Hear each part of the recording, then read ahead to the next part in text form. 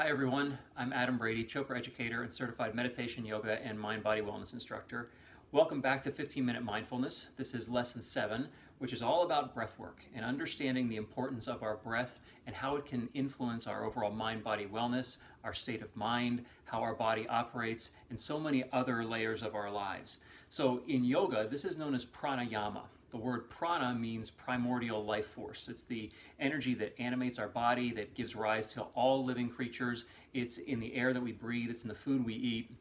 So prana is that essential component that separates a living body from a not living body. So we want to cultivate that prana. We want to manage it in a way that helps to lead to health and vitality and overall well-being, as well as soothing our mind and energizing our spirit. Now, the ayama portion of pranayama means basically the extension, or how can we draw that out? How can we become more aware and manage and control that aspect of our overall well-being? How can we influence that life force in ways that are nurturing and life-supporting? So this is all about how we do that through our breathing. It's a really, really, really powerful thing to do because for most of us, breathing has become an unconscious process, something we don't think about. We take somewhere about 20,000 breaths every day, and that's a lot of breathing that happens behind the scenes. We're not even thinking about it. It's always going on. We don't recognize that with every breath we're taking in 10 billion trillion atoms, and then we exhale those back out into the world. So we're constantly circulating our life force and the life force of the external world and integrating in that into our mind-body system at all times. But like I said, it's behind the scenes. We really don't think about it. Now, when we practice pranayama, we're paying attention to our breathing. We're paying attention to the pace, to the rhythm, to the feelings, to the sensation, to the speed, to the ratio of inhalation to exhalation and so forth. All these things influence how that energy affects our mind-body system. So it also helps to change and shift our lung capacity because as we inhale, well, actually our lungs have a capacity of about 5,000 milliliters. That's about how much air they can hold.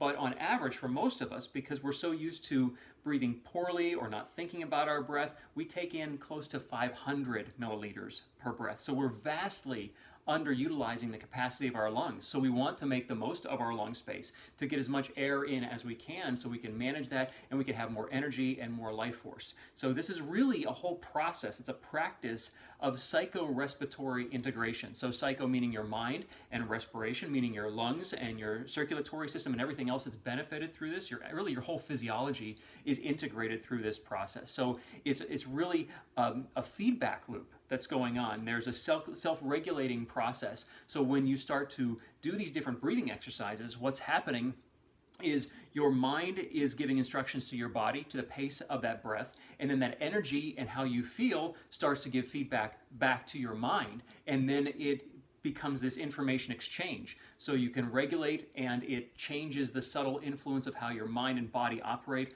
All kinds of things that are happening at a very subtle level. In yoga philosophy, we talk about the nadis, which are the 70,000 subtle energy channels that run through our bodies. And these different exercises have a way to clean out those channels, to enliven them, to balance the left and right sides, to do all these different things with these channels to allow that energy to flow more appropriately and to eventually lead to spiritual awakening and all kinds of other great expressions of our full human potential. So that's all contained in the breathing. It's something that is so underutilized by most people, and it is one of the key components of yoga philosophy that I really wanted to bring to the forefront for you, because in addition to meditation and moving our bodies, just these breathing exercises that I'm going to introduce to you, both in this lesson now and in the subsequent 6 lessons that follow, will give you so much power to influence your mind and body system through just simple breathing. If you can sit down and do a couple of these exercises, then you will be shifting how your mind and body operate in a very, very deep and subtle level. Either you'll be able to build more energy, or you'll help calm your mind if it's too rattled, or you'll be able to get a little bit more stimulation if you need some more creativity or more energy. It's like a jolt of of energy. Maybe you don't need that extra caffeine shot in the afternoon because you can manage energy through these even different breathing practices. And that's the really interesting thing about understanding your breath and your mind, because when you recognize how your breath works, you'll see the direct correlation to what's going on in your mind. And if you pay attention to this, whenever your breath is all amped up and you're breathing really fast and you're panting, chances are your mind is racing as well. And it works the other way around. Whenever your mind is all rattled about something, then your breathing is really shallow and rapid and panty as well. But the great thing about that is when you have that understanding, then you can switch that script around, and then you can slow down your breathing, which has the same calming effect on your mind, and vice versa.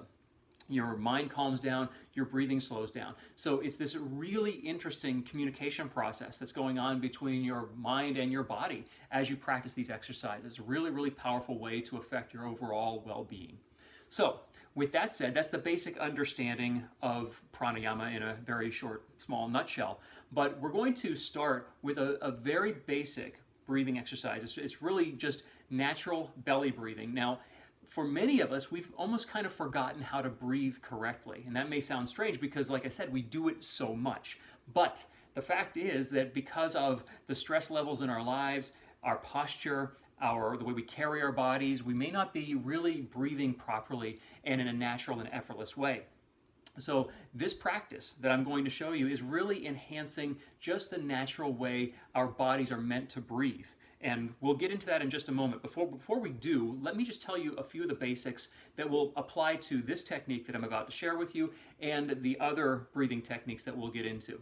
For all of these techniques, you want to either sit or lie comfortably. You can lie down when we're doing these practices. And unlike meditation, where it's not recommended because you may fall asleep, you can either sit or lie down. If you're sitting, trying to keep that relatively upright spine is helpful so you have good posture, because we're going to be utilizing our diaphragmatic breathing. So we want to make sure that we've got a nice long spine, because this is where most of the action is going to be happening down in our lower abdomen.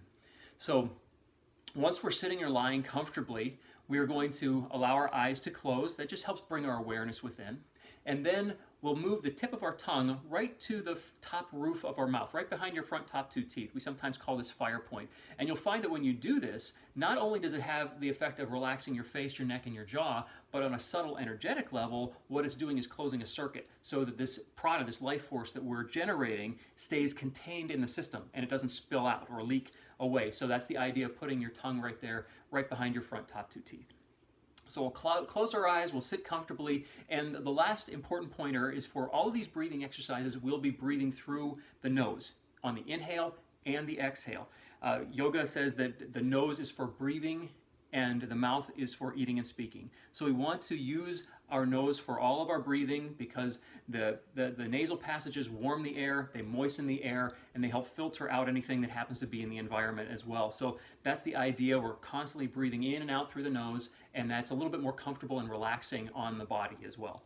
So those are the four key principles of the breathing techniques that we'll be doing. So now to get into natural breathing, natural belly breathing, we're going to sit comfortably, and why don't I just show it to you first, and then you can try it on your own, because unlike the meditation, this isn't so much a guided practice as much as it is a demonstration, and we can do it together, of course, but it's easier if you just get the idea, and then you maybe do it with me a few times, and then you do it on your own and start to integrate these exercises with the meditation. They're a great prelude to meditation, so you can enhance that calm and start to relax your mind and body. But you can do them on your own too whenever you either need to calm your mind down or just a little boost of energy. But here's the essential practice for basic belly breathing. So sitting in a comfortable position, we'll place one hand on our lower abdomen, right about the area of your navel or your belly button, and the other hand is going to rest on your upper chest, right around the area of your collarbones. You can rest a finger or a thumb right on your collarbones in this area, and sit comfortably, relax. You don't want to be rigid. And what we're going to do as we inhale, we're going to have the intention to push our belly out into our hand, like you're filling a balloon, like you've got a balloon in your belly. So when you inhale, it expands out this way. And then as you exhale, it collapses back down toward your spine. So just keep my hands away so you can see this for a moment. Basically, see how my belly or my abdomen fills up, rather than your chest breathing, which is because that's stressful breathing. This is calm, centered breathing. Inhale, expand in your abdomen, exhale. So hands in position, Closing your eyes if you like, tongue at the fire point position, right behind your front top 2 teeth. And then inhale, filling up the belly, expanding forward like a balloon. And then exhale, it collapses back down toward your spine. Again, inhale. Hand comes out, belly fills up. Exhale, push back toward your spine. Inhale.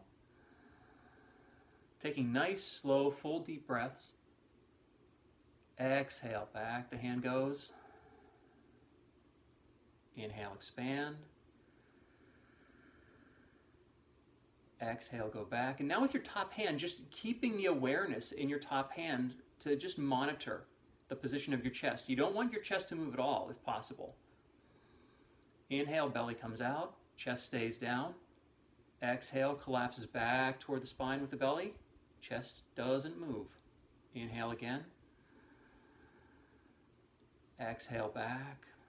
Let's do this one more time. Inhale, expand. And exhale, float back. You can open your eyes. So the idea behind this is just cultivating the awareness of your breath and using your abdominal muscles to do the heavy lifting of your breathing. Not your shoulders, not your chest, not up and down.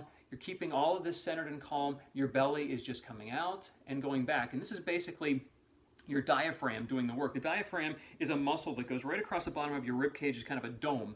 And what happens is it pulls down, creates a vacuum state in your lungs, so the air gets sucked in. And that is really emphasized when you pull your belly out. We're not really breathing with our belly, but as you pull your belly out, that allows for the space of your diaphragm to pull down, creating the vacuum so the air gets sucked in. And it fills your lungs from the bottom to the top. Rather, if you're breathing with your chest, it's really shallow and it's panty and it doesn't fill up your lungs completely. So you're really able to get much more lung capacity by filling up by belly breathing naturally and effortlessly. And I like to point out that the natural quality of this belly breathing is such that if you watch a baby or an infant sleeping in their crib, this is how they breathe. They're not panting up and down. Their belly just rises and falls naturally and effortlessly. The same thing if you watch a sleeping puppy. Their belly goes up and down. It's not a struggle to breathe.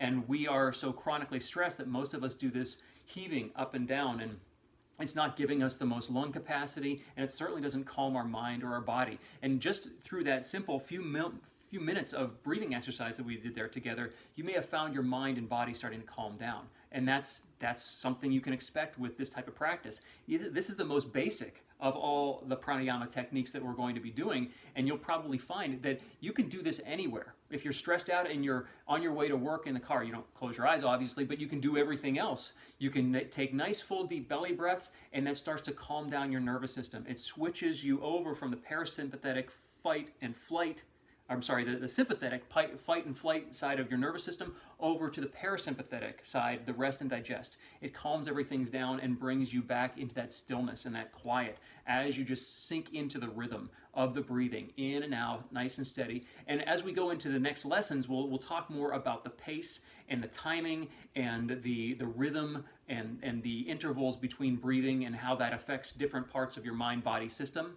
But for now, just doing this technique, if you're stressed out at work, if you need to calm down for a few moments, step outside if you get the opportunity, because that's where the prana, that life force, is really vital in the air outside, and take nice, full, deep belly breaths. It'll have a very profound effect on calming you down.